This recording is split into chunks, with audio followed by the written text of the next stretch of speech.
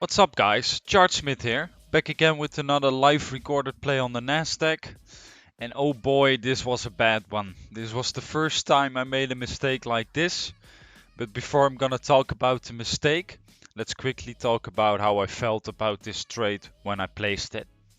As you maybe can see on the screen, I was looking at the different time frames the whole time, was checking the price action, etc. etc. I just wasn't sure if this was a trade I had to take.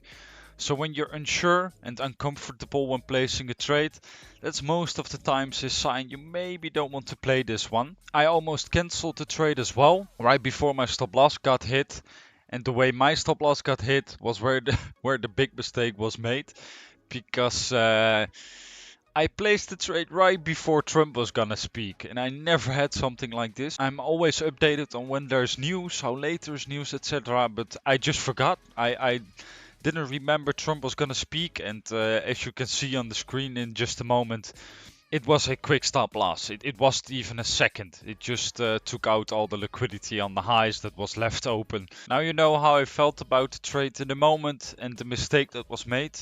But there are reasons I took this trade, so let's look at the technicals on the chart. As always, let's start looking at our high time frame. The whole day we were really bullish. We had a move of over 1.6%. But that for me was also the reason the price could potentially reverse towards the downside, because price needs to fuel up to continue the trend up. And we also came in our short POI over here, and we took out all this nice liquidity from these highs. So I wanted to look if there was any reason for us to take a short, and for that we have to go to the lower time frame. If we look at our 10-minute time frame, this is our higher low, our higher high. But after we made this higher high, price swept our higher low and then made this lower high, followed with a lower low that is confirmed when we took out this low. So price can shift bearish here because we made the lower high and a lower low. So expected order flow is another lower high for a lower low. We also broke below this low. I must say, this isn't the cleanest break of structure. I think the best break of structure is when you have a candle open and close below this low. In this case we didn't, but I still thought it was good enough because I've used this way of looking at the break of structure on the Nasdaq a couple of times and it worked just fine then. So I thought, well, if it has worked in the past, it will probably work this time. So I thought we broke structure towards the downside, and until we're gonna break above this high again, I am bearish. Looking at the 5-minute, we made this lower high and the lower low. We made the lower high, protecting the high, and made a new lower low. With this lower high, we also started taking some nice liquidity from the lows. So that can also be a reason to look for shorts, because price is leaving open the highs and taking liquidity from the lows.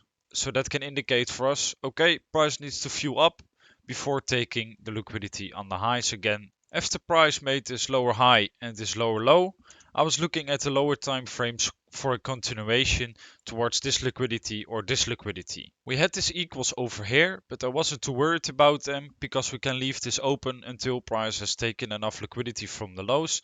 And I thought, okay, price has not yet taken enough liquidity from the lows, so I'm not gonna be too worried about that. The only thing I want to see right now on the lower time frame is a local SMT.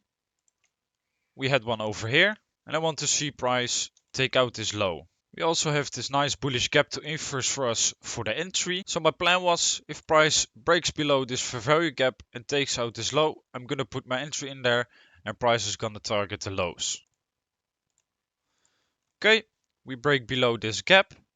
We also take out this low. This is my trigger that I'm gonna put in my order. I put in my order at the bottom of the inverse fair value gap, stop loss above the high with the SMT. And as I said in the previous video, after that stop loss, I only need 2 risk to reward to pass my funded. So this would be enough. I wouldn't even have to wait for price to take out the obvious liquidity points. But as you saw on the live trade recording, Trump spoke and took out all the liquidity left open on the highs. So this was just a way for price to make their own liquidity on the lows and building up liquidity on the highs to then push price up after enough liquidity was taken and take out all the liquidity on the highs. So it was a classic trap by the market makers. Of course, trading during a news event is a no-go every day of the week, but I forgot, so mistake there as well. But even if Trump wasn't speaking, I can never place this trade because yes, we are taking liquidity from the lows and we're leaving open our highs, but the lows are just getting swept. As you can see, they're just sweeps. We never really clearly break below any lows. It's just quick sweeps, pumps up, sweep, pump up. Yes, leaving open the highs. But as I said, that most of the times is a sign that the market is building up liquidity for itself to then take out all the other liquidity left for them to continue the trend. So a couple of mistakes made there. I hope you learned from my mistakes. If you did and you enjoyed this video, leave behind a like and subscribe to my channel, and I will see you in the next one.